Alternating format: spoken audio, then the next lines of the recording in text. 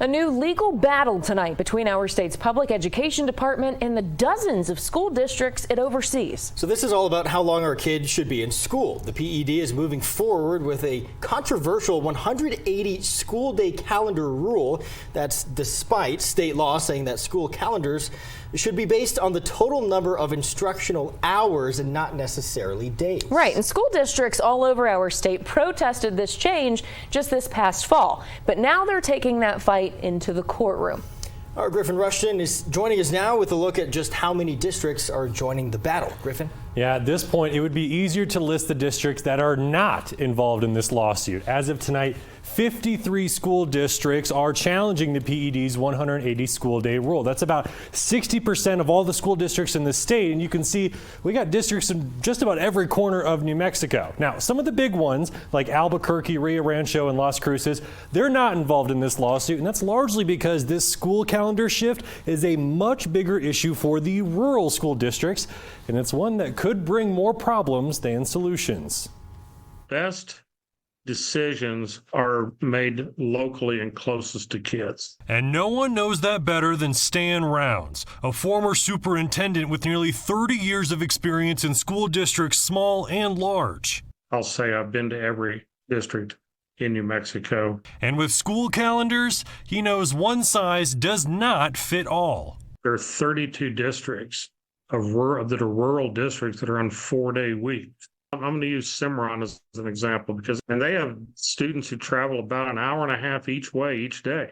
They've divined longer days, less days, so that they don't have that imposition on those students. But that local compromise is coming to an end. The PED's new 180 school day calendar rule is supposed to kick in on July 1st. It essentially requires all New Mexico schools adopt a 5-day school week, even though state lawmakers approved a bill last year requiring students be in school for 1,140 instructional hours, not a certain number of days.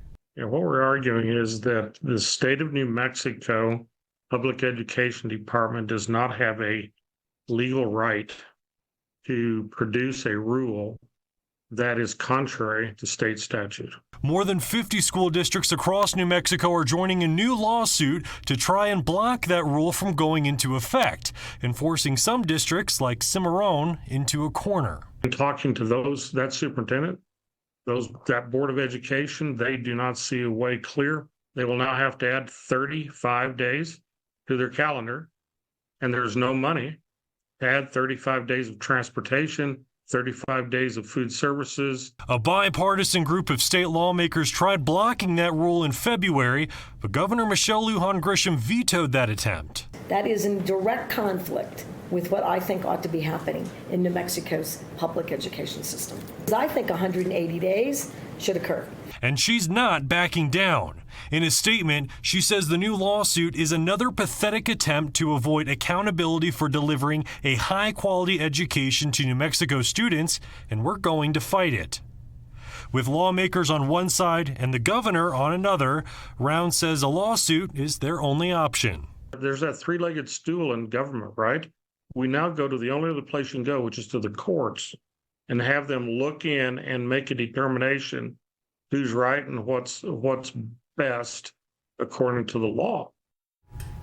Round says a lot of those rural school districts are already feeling that money squeeze right now as they work on their budgets for the next school year, which of course has to be 180 school days. Yeah, I know the governor's really behind having a 5-day school week, but what is the actual benefit of an extra day versus hours, so to speak? Well, PED leaders have said the end goal is to improve academic performance, but Round says the research out there is kind of a mixed bag. He says one study actually showed that the 4-day week actually produced some better results in some students. But he says right now most districts are struggling with chronic absenteeism. And he believes just forcing schools to add another day, that's not going to make the absentee problem any better. Right. Okay. Well, we'll keep following it. Griffin, thanks.